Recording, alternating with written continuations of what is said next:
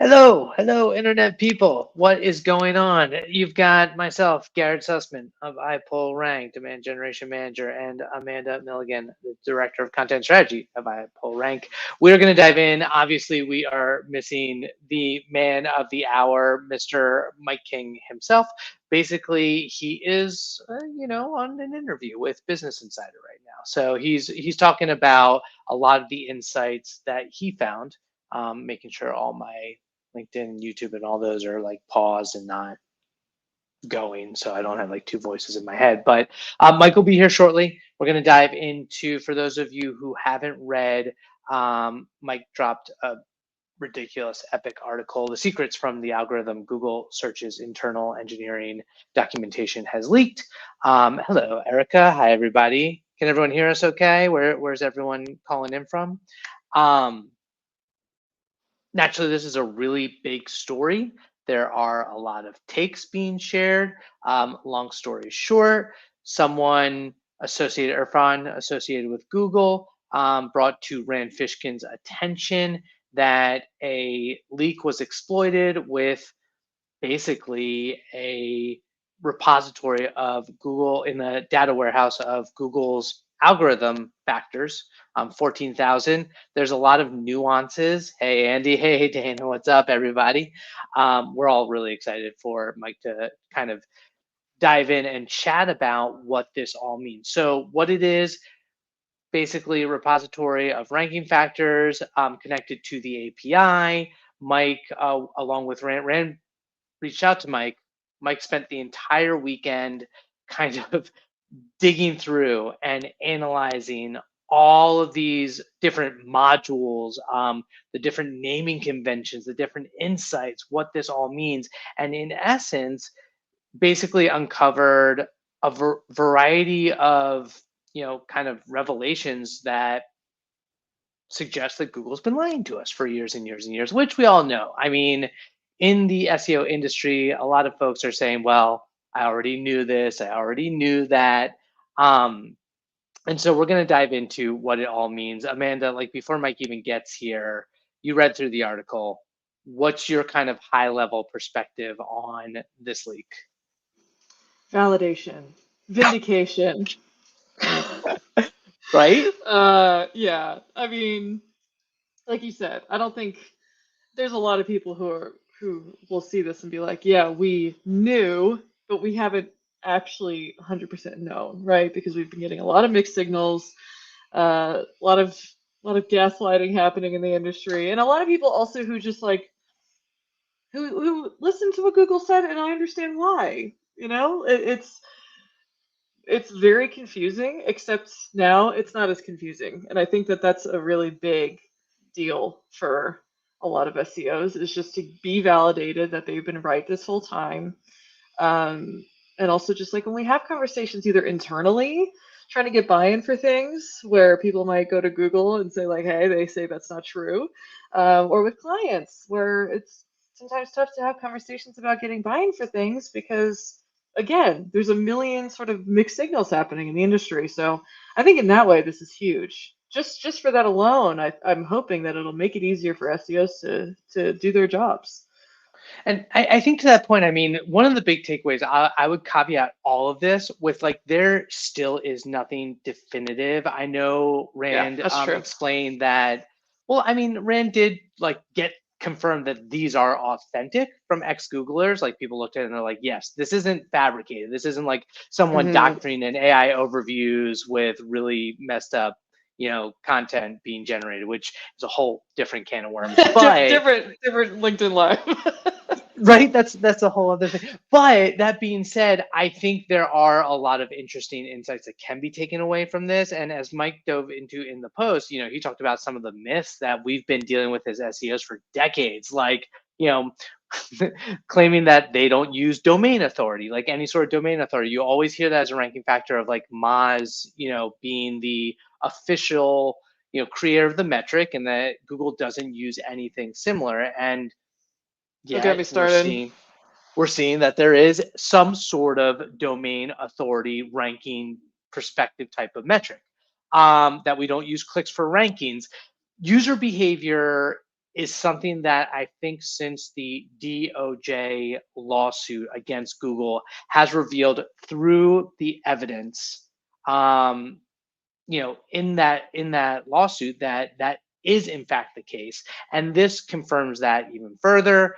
The idea of the sandbox, the idea that you are being, in essence, throttled. I know that's not the correct usage of that term, but being held hostage by Google in a certain container that would prevent you from getting organic search. In Mike's article, it identifies the idea that maybe news sites are kind of sandbox originally, so that spam doesn't get into the indexing and the rankings, that we don't use anything from Chrome for rankings. That is something that we found that they do similar to user behavior signals. So the point of all this is whether or not this is part of a current algorithm, whether or not any of these are specifically used in ranking factors is not the point. I don't think you should look at any of these 14,000 ranking factors as, okay, well, this is how it is, and this is what Google uses, and this, means at XYZ for SEO. I think it is something that we should almost use as a kind of guiding factor of that you can't always take Google communications at face value. And a lot of things that we assume are not the case might actually be the case. So I think I don't envy Google in the sense of like they are a business, they are shady, they are having to communicate things and try to prevent folks like us as SEOs from manipulating and gaming the system. Not that we have bad intentions, but rankings and visibility is currency in the digital world that we live in. So of course people are going to do their best to win the game, if you will. But I say that all to set the foundation for that when Mike does come and we start talking more about the kind of granular nature of it, what this all means. So Yeah, Amanda, I think that's really well said. And Mike makes a good point in the article to call out like, hey, we're not trying to diss the representatives for Google, right? This is like not attacking them. They're doing their jobs.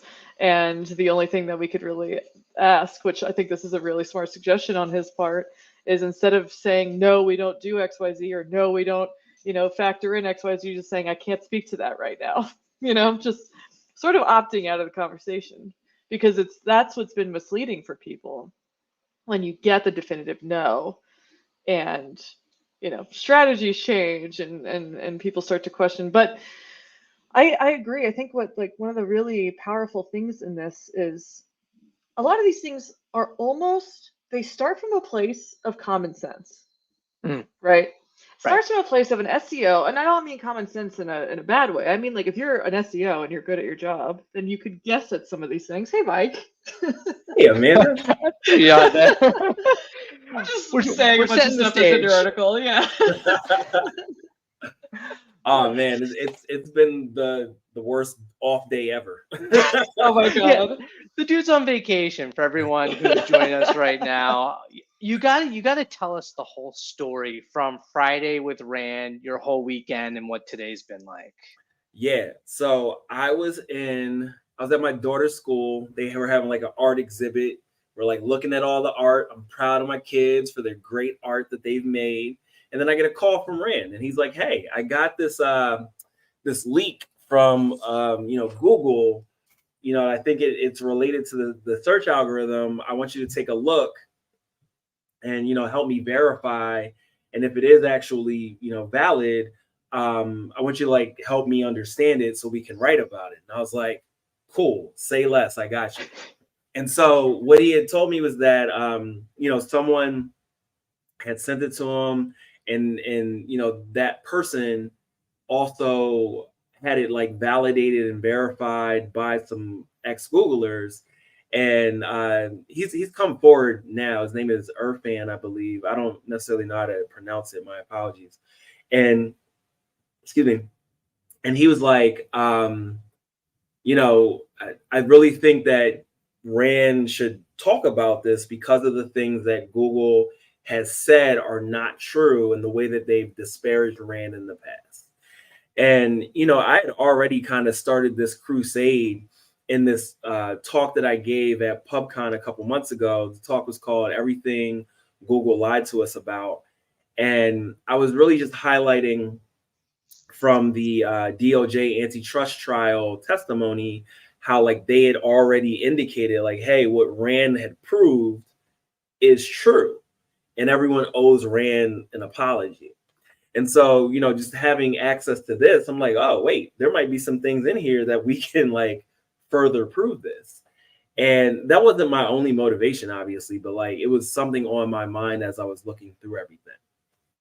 And so, you know, Friday, I think me and my wife went to like dinner or something. But this whole time, like every day over the weekend, no matter what I was doing, I was like still actively processing what I read.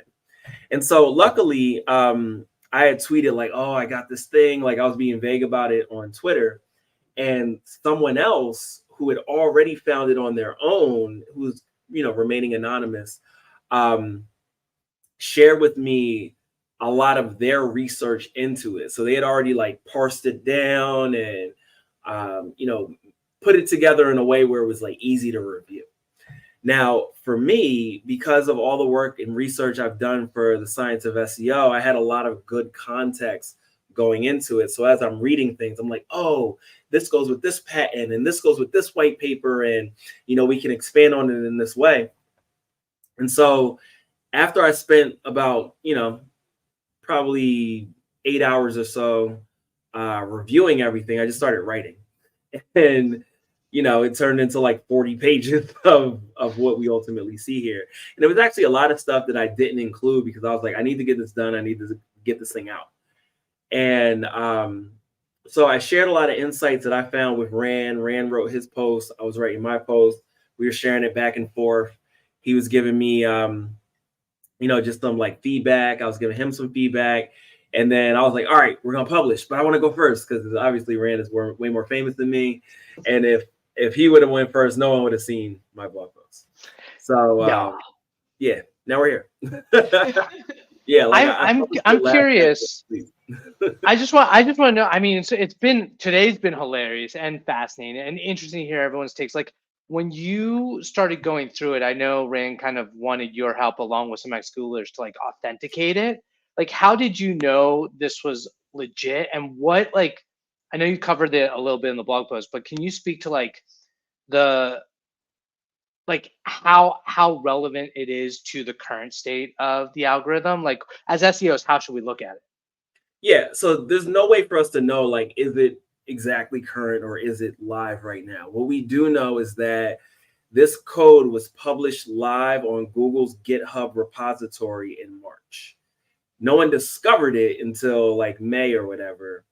And, you know, at which point Google patched it up. Like they got rid of it on the live site. The problem is there's a service called HexDocs, which takes code from GitHub and then generates documentation from it. So that's what everyone is looking at. They're looking at this documentation that lives on a secondary service that I guess Google has no control over because otherwise they would have just took it down. And so when you look through the files, they have different versions. It's like, you know, versions, I guess, 1 through 5. Or no, I think right now is live is 2 through 5. So 2, 3, and 4 are all the versions that have the internal information in it. But 5 is the patch version, which has the public version of the code. And so I think where the confusion is coming from, as far as people that don't believe this is real, is that there is an external service called Document AI Warehouse. It's a deprecated service that Google is getting rid of next year. And these docs seem to be related to that, but the internal version is related to something called Content Warehouse, which apparently is what they're using internally for Google search.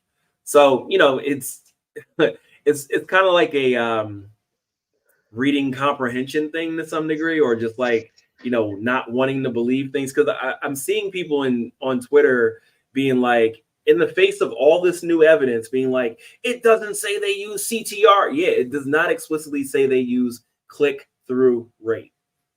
But one, it is easy in your code to take one metric and divide it by another metric and use a click-through rate. And even if they don't, click-through rate was never like the actual thing that Rand was arguing. Rand was arguing that clicks impact your rankings. And we have seen numerous measures or numerous features in there related to clicks as it relates to documents. So, you know, believe what you want to believe, right? Like, I don't work at Google, you know what I mean? But at the same time, this is probably the closest you will ever get to answers to these questions. It's a big deal. And if anyone in the audience does have any like questions on LinkedIn or YouTube, please like throw them in the chat, because this is a great chance to kind of, you know, pick Mike's brain. Was there anything that, like, I mean, you're literally writing a book on science of search engines. Is there anything that surprised you? Like, because to your point, you hear on Twitter, everyone's like, oh, we already knew this stuff. This just confirms it. Like, were you actually surprised by anything you found? First of all, that statement is silly. You didn't already know it if it wasn't confirmed. Like, you thought it, like you reasonably believed it to be true, which is fine. But like, we didn't have confirmation on these things. That's why it was always a question in this space. Because if we had confirmation, there would be way more tools out there that would be like, oh yeah, here's how you get more clicks. Like, just use our service to generate more clicks, right? As far as like anything that's surprising, I think what was surprising to me was really just like those key nuances, right? Like this idea that they're looking at the homepage page rank, or the idea that they consider whether or not they trust the homepage, and they use that to inform different things. I think just the fact that like they're still considering font sizes is kind of ridiculous. Like, I thought that was completely a thing of the past. The fact that they look to score short content around originality is really interesting to me, because, you know, we've heard a number of times like, oh, content length doesn't matter. And, you know, there was a thing that Amit Singhal worked on back in the day called document length pivoting or something like that, or I can't remember what it's called, but it's the idea of reducing documents because longer documents will always be considered more relevant than a shorter document. And so this idea that they have, you know, a way to figure out like, is this short content valuable, is good to know, you know, because we've all always been like, cool, let's just make it longer so it performs better. But yeah, I don't think that there was anything where I was like, oh my God, I can't believe, you know, this is how it works. However, what was something that like closed the loop for me was nav boost being a part of Panda. So, you know, like I knew what nav boost was, obviously, from the DOJ stuff, but just seeing how baked in it is as a signal to so many things, it really helped me wrap my head around this idea of reference queries. Reference queries being a part of the group modification factor, or whatever they call it, for Panda, that was used as like a multiplier in the scoring function around those pages. Because I was like, how do you determine this? Like, how do you know what a reference query is? Is it just a branded term? But it's really just like the terms that are you know, successful and related to a given page or website. And so, you know, knowing that is like what NavBoost actively measures, and it just made it more real to me, right? And it helped me just better understand what you would need to do to recover from that. We got a question from LinkedIn. Anastasia wants to know, and this is a great one, just in terms of what, you know, are we talking organic search? Are we talking Discover? Are we talking news? Do you have any insights about Discover from what you saw in the API? Yeah, I didn't look specifically for anything related to Discover. Like, obviously, I looked for things that the SEO community would want. And, you know, I know they would want Discover, but they definitely wanted stuff around links. They definitely would want things around like Panda, Penguin, things like that. Definitely wouldn't want to know like some things about content, but I didn't explicitly look for anything related to Discover. And I think that's like the value of the power of the crowd. You know, now everyone has access to this. So it's not just going to be like what I think. It's going to be based on everyone's expertise and so on. So I'm actually eager to see what other people come up with and identify as a result of this. Well, to that point, how is this similar or different compared to like the Yandex leak? Is this like apples to apples, or is it a different beast? It is actually shockingly similar, but as I said in the post, what we had with Yandex was the code and not the thinking behind the code, whereas now we just have like some of the thinking behind how the code would function, right? And again, we don't have weights, we don't have an idea of like what they do with these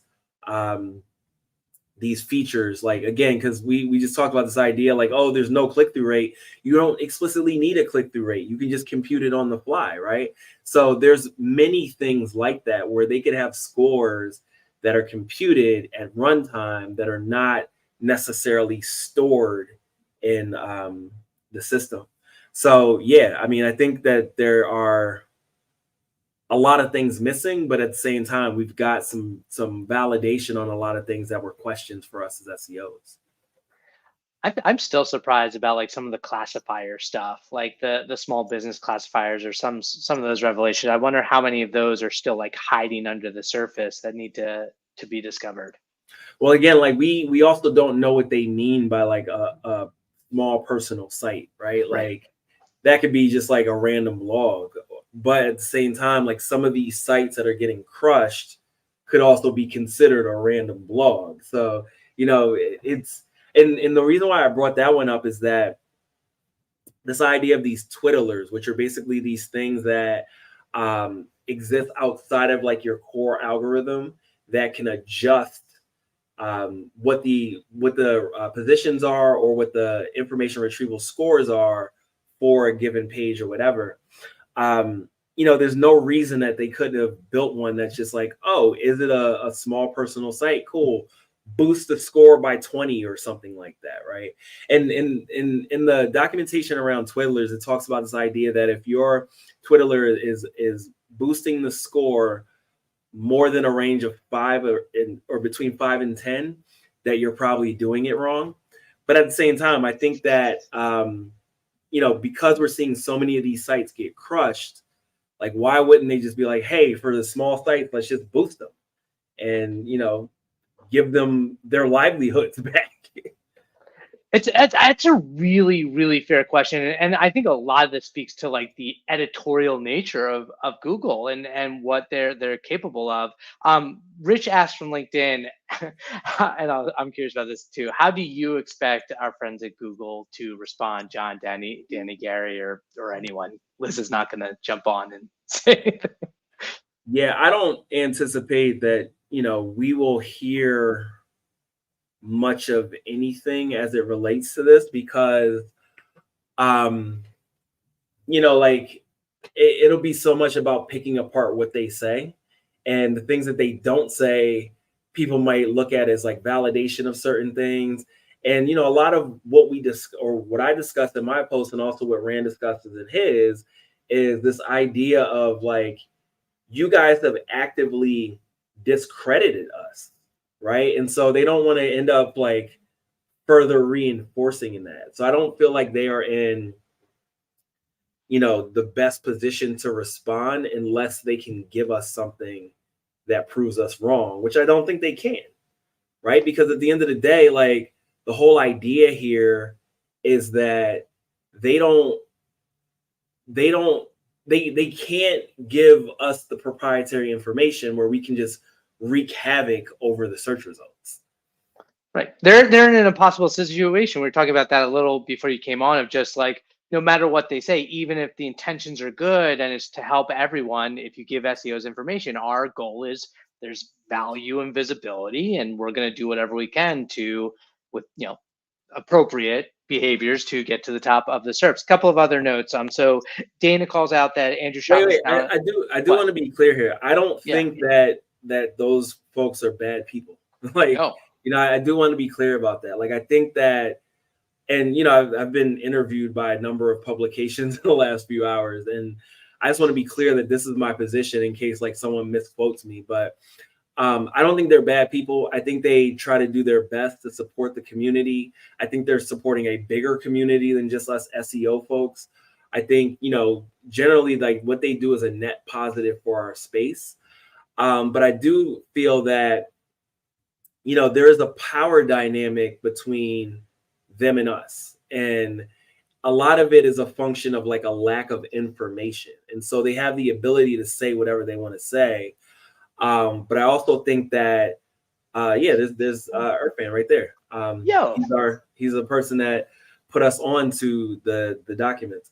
But anyway, I think that there's a power dynamic between us. And I think, there might be just situations where they might have a bad day and they'll just say something that just isn't right? Like, I think that there was probably a big frustration with Rand for revealing something in a reproducible way, showing it over and over, and then like basically letting everyone know an exploit in Google. And I would imagine that Google had to react to that and implement things to make what he said less effective. But at the same time, that makes their system a little less effective because they do learn from, what the users do, right? Like they do learn from what users think about content at scale using clicks as that indicator. So I think for someone like Gary to say what he said was just a function of like his frustration and, not wanting to have to like deal with that over and over. Like imagine working at Google, this huge company where, you like no one at Google has a ton of influence unless you work at the top, right? And so it's probably just really frustrating to work with this community that hangs on your every word and then go back to work where people don't really care what you have to say. You know what I'm saying? So like, and again, they're just humans, right? Like I'm not faulting them for having bad days. I would just prefer you not like say someone who is actively trying to contribute in the same way you are is making up crap when like we could all like I was in the room watching him do this multiple times and it worked. Like you can't be like, oh, clicks aren't a signal. Like we saw it, So yeah, I think it's not necessarily them being bad people. It's just like maybe just don't say anything if you don't have anything nice to say. And I mean, not to infer anything, but I think that there's also a division between folks who specifically work for search and then the whole behind the scenes ads directive elements, which I, don't want to speculate too much, but from the DOJ stuff where ads and search overlap is where it starts to get even more problematic. Yeah, but I will say, and I didn't explicitly look for this, but I didn't see anything related to ads in this data. Oh. And I know what you're referring to, and I agree with you as far as like the things that leaked in those emails from the DOJ stuff, but I don't have anything to substantiate further talking about that based on this data. So in terms of local, it's interesting. Dana calls out that Andrew Shotland found a boost factor specifically related to local data too. Did you see any? Because we know like local is a different algorithm than just kind of more generic organic search. So there's actually a lot in there related to local. And one of the things I saw is there was this like, it says something to the effect of if it's super global, it's not as important as if it's global or something like that. I can't remember exactly. So don't say like, oh, Mike is spreading misinformation. You can go look for yourself. But anyway, the whole point is that there's a lot of different features in there that are looking to showcase local information rather than like global information. And so we talk about this a lot in SEO, right? Where it's like, oh, you want to rank for the national keyword when a keyword is it should be like showing more local results. And so, yeah, there's a lot of different things in there where they're looking for that. And then there's this other thing. I don't know if I mentioned it in the post where they limit results based on category. And category can be like the type of content. And so, let's say, for instance, one of the categories is a blog post. They'll be like, okay, for this SERP, you can only have 3 blog posts in this. And that was actually really interesting to me. And again, I don't remember if I included that because I thought that was really compelling, because that means if you look at a SERP and right now, it's composed of like 2 videos, 3 blog posts, news or whatever, that may be the limit. Like you may not be able to push yourself into there because you have a blog post. And so, I think that would be difficult for us to measure as SEOs because, most ranking tools don't go to the actual page and tell you what type of page it is.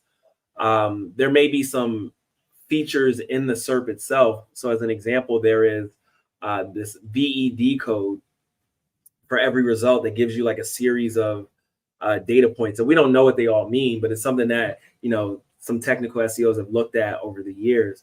And there may be some indicators in that tell us like, okay, here's the composition of the SERP. And then that could give you some intelligence about like, okay, can I actually go after this one? I actually don't remember what your original question was.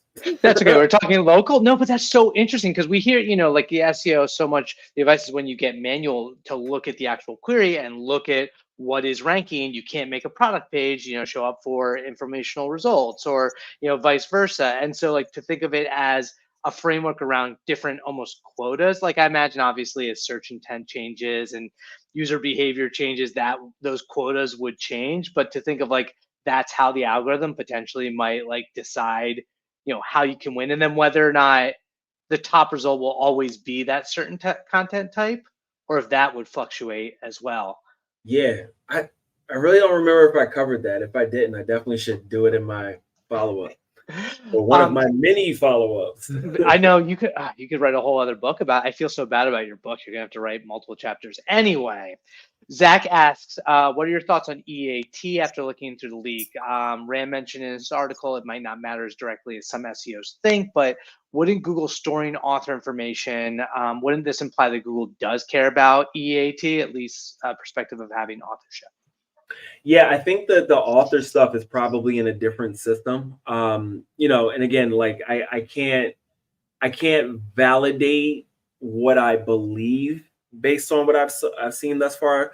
The fact that they do have a feature specifically for authors was surprising to me, which does make me think that they have been looking for some sort of like author rank or whatever for some time. And I've also seen some other legal documents. I came across a deposition from Google or someone at Google when I was like doing some research, and they explicitly mentioned an author rank. So I think it's pretty clear that Google has been looking for author information for a long time. But what made me come around to EAT was really embeddings. And so Google has like some patents and papers around embeddings for websites, embeddings for authors, embeddings for entities, and so on. And I saw a lot of embedding stuff across the data set. So, while I didn't specifically see author embeddings, I think that is how they're doing the EAT stuff far more than like, oh, do I have the author's name in here somewhere? Or is there like an author rank in here somewhere? But again, this is a thing that like is just my conclusion from other things that I've read, not specifically from this leak.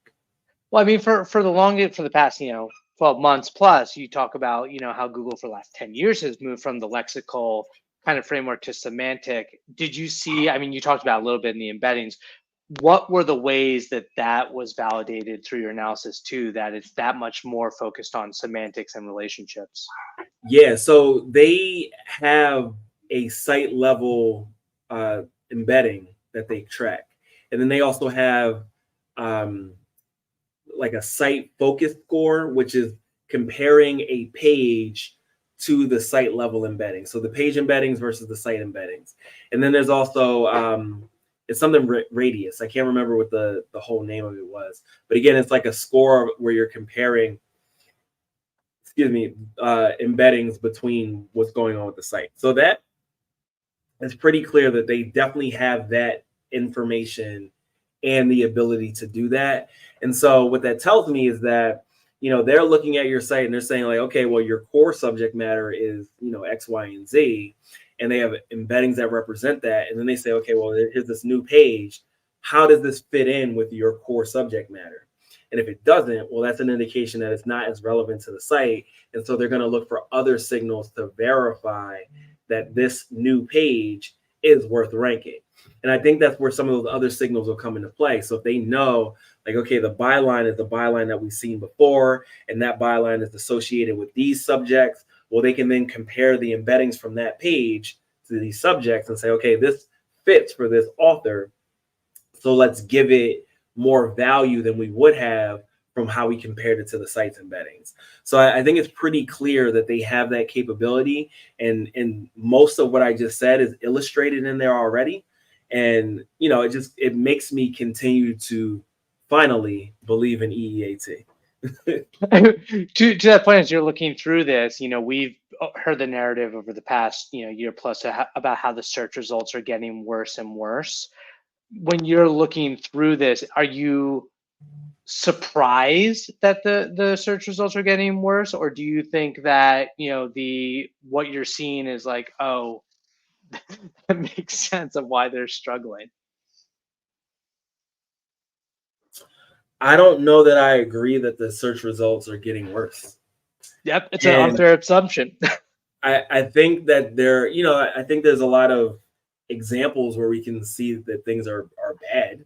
Mm-hmm. But I think that's always been true, right? Like I just don't know that we've had folks who like spend a lot of time just showing us that, right? Like I think a lot of people have spent a lot of time like, oh, here's how I rank for this, or thinking, why don't I rank for this? I don't feel like we've had historically people who have just been like, yo, look at these bad results, look at these bad results. So I think it's more of a function of like the behaviors of people with visibility in the SEO space right now that's making us think that. But I will concede to the idea that there's a lot of situations where I look at a SERP and I'm not sure why something is ranking. And I think that is more a function of the semantic analysis, because, you look at a page, you're like, hey, this page doesn't have the keyword in the title, or I can't find the keyword all over the page. But the semantic value of that page is very close to what a page with those keywords has on it. And so as a result of that, that's why that page might be ranking. So I think it's more just like the way we are trained to look for things is making us say like, this doesn't match my expectations. But I think Google is improving in its ability to identify pages where keywords aren't just like stuffed in the page. Yeah, and our expectations are changing anyway. I want to address Erica said read the whole content type limit in the SERPs. She wants to know, do you think this means Google is not receptive to change of user intent, or that they got the intent wrong? So the URLs in the SERP might change, but not the type? No, I don't think these are like hard rules that, it's like someone says the SERPs can only have 3 blog posts. I think it's more a function of intent, a function of the keyword. Like I think there's a lot of layers here that are happening. And so, there may be a layer that's like, okay, well, one of the twiddlers at the end is like, we've got all these rankings, but maybe there's too many blog posts in here. And so they limit it in that way. And that twiddler may fire as a result of intent or result of vertical even. And, I think where we know that like, there isn't just one algorithm, right? Like it's just a bunch of different microservices working together, and some fire for some different, situations. If anyone else has any questions that they want to throw into the chat for Mike, we'll probably stick around for like another 10, 15 minutes or so. Amanda, do you have any other thoughts on from a content perspective of what this potentially means or what you learned? I agree that one of the most interesting parts to me was the shorter content being ranked by how new, or like the net new that it's offering, because that has always been a very difficult discussion to have with people in terms of word count and the size of posts. So that's really interesting to me. I already ranted to Garrett about this, but one of the things that personally struck me was the site authority aspect of this, as somebody who has had this discussion like 1,000 times over the last decade. But mostly I just feel like, and Mike, I got the sense of this from the post and the way that you kind of wrapped it up. If anything, this should be very empowering for people, because the way that I've seen it evolve over time, it's like somebody has an idea that makes total common sense. It's like, yeah, Google would use clicks. That makes sense. They test it. They see that it's, they're getting some, and then they're kind of struck down, right? They're told, no, that's incorrect. I think that the biggest thing that this unlocks is to give people that confidence again. And like you said, in your action items of like, do more studies, test, let's bring back correlation studies. I think that's really powerful in the way that we can like reshift the industry to going back to having that mentality. But would you agree, is that also like your biggest takeaway? Yeah, this idea that we know what we're doing is really powerful, and I can't take complete credit for that. Again, my anonymous source as far as like the data collection and all that, it was one of the things he said to me, and it like really stuck with me. I was like, damn, you're right.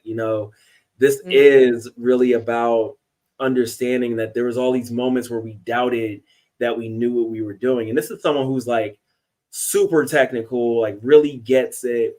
And to hear him say that was like, damn, like if someone like you feels that way, I can only imagine people who, who have been doing this for less time or aren't as like, confident in their work is going through this. And I was like, yo, that's the perfect way to end this. Like, we have to empower people, validate how they're feeling about what it is that they're doing. And that's why I'm saying when people are saying things like, oh, we knew it, but it wasn't confirmed, then you didn't know anything. You know what I'm saying? Like you thought it, you believed it, you hoped it, but now you have that confirmation that's very freeing, and it's going to give you the space to focus more like, cool, let's go hard in this direction because I believe in it, without like worrying that like, some random Google representative is going to say something that makes your boss say like, oh, that's not right. We can't do that. So yeah, I agree. It's a really empowering thing for all of us. And, I'm eager to see how our space grows as a result of these findings.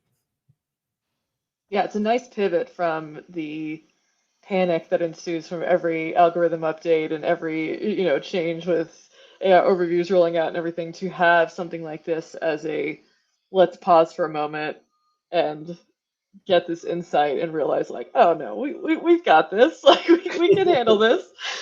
Just on like the very top level, I feel like I'm also very interested to see how the industry reacts to this. I think it's going to be really positive. Well, we've heard the conspiracies about the timing of this and with AI overviews. I know I want to hear your take. Erica also, throws out there, she's like, one more thing: how much of these do you see going out the window with machine learning and LLMs and use over the coming years?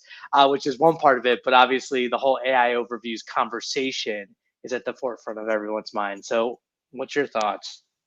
Yeah, I mean, obviously machine learning makes everything increasingly more complex, and Google has to continue to solve the problem of, getting bad content out of here, right? Like, because ultimately they're only as good as the content that they surface.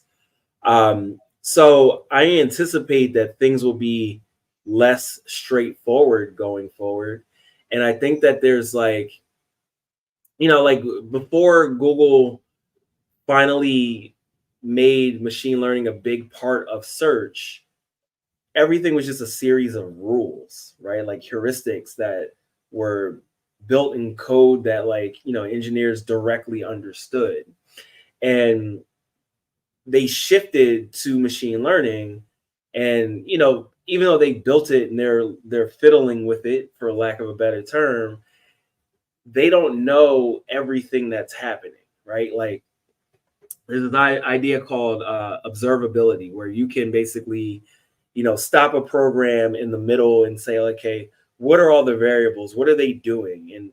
And then you can like work backwards and be like, okay, here's how we got here, right?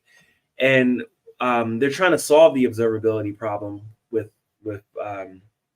machine learning, and they're doing small things at Google to get around it. But everything just isn't so clear now. And so what we need to do on our side is like get whatever signals and information that we can so we can understand what we do and how it impacts things downstream. But again, with there being so many variables and the system being so complex, just because you see something work in one space for one keyword, for one piece of content, does not mean that it's like always transferable. And so again, I think it really goes back to testing and learning being even more important now. And I think that we got to this space where a lot of people felt that so much of SEO was like a solved problem. Back when people were being like, oh yeah, technical SEO is just makeup and whatever, like stuff like that. But it's not a solved problem in that we need to continually do things to better understand what works. And yeah, I just want us to get back to that basically. To kind of finish up, so Eric throws out there, AIO seems to still be using regular search for retrieval augmented generation. In the short term, it still feels as though LLMs is an add-on that a twiddler will enable. So let's talk AIO for a second. Do you think it's going to get better? What do you think it's using?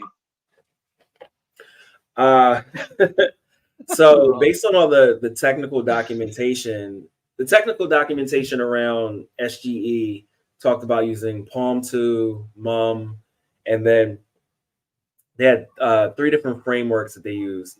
One was called Realm, one was called RAR, and the other one was Retro. Yeah. And so based on that, the methodology has been like, give me the results, give me the chunks from the results that are most relevant, feed it to a language model. With everything going in the Gemini direction, I suspect the Palm 2 and MUM side of it has changed, and they've just plugged in Gemini in its place. But I think the determination of like what's most relevant hasn't changed, right? Like I think that's a excuse me, what's the word? Like a fixed thing, like it's static, right? It's like, all right, give me the most relevant chunks that are like whatever number of characters, or if they're doing it semantically, like give me the most relevant semantic chunk related to this. And so as far as how that would change, like not being a twiddler, like I don't know that it's any different if it's added to the core search, because it's still to some degree a separate system, right? Like I don't think rankings impacted beyond what the consideration set is, because we're still seeing pages that rank like 50 or 90 or whatever being a part of the AI snapshot. So yeah, I don't know how much that one's actually going to change. I know it still blows my mind that they allow some of these unvetted like lower ranked articles into, well, we'll see if they figure it out. I don't want to even like speculate. I think we're at time. Do you want to take this last one about, I guess MD, it's a little general, like what do we think about local SEO in the context of that? There you go. No, so like I said, I didn't really dig into too much as it relates to local SEO in the docs, but what I did see was a lot of instances of Google trying to make results more local and more personalized. There you go. So if you can't get enough of Mike, he's going to be on with Noah Lerner and the Shooting the Shit community at 7. So you can find Noah Lerner on LinkedIn or his Slack. Mike and I will be on Twitter Spaces at 8 with Kristen Ruby and Kristen Ruby. Yeah. Yes, yeah, you're right. Yeah, I got nervous. Who knows how much you double booked to this point? And then Jeff Coyle is going to join us as well for that. So probably get pretty technical on that one. Yeah, I totally forgot it's Tuesday. I thought it was Monday.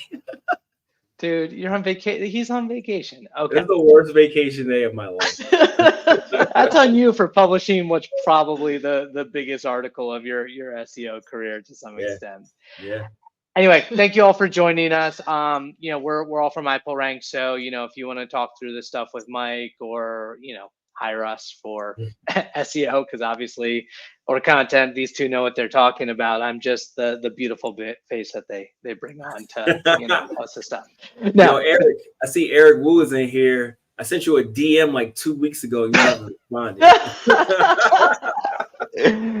And then they never showed up for a LinkedIn Live again. Thanks, y'all. Thanks for tuning in. I love Eric. I'm just messing with him. All right, y'all. Thanks. Peace.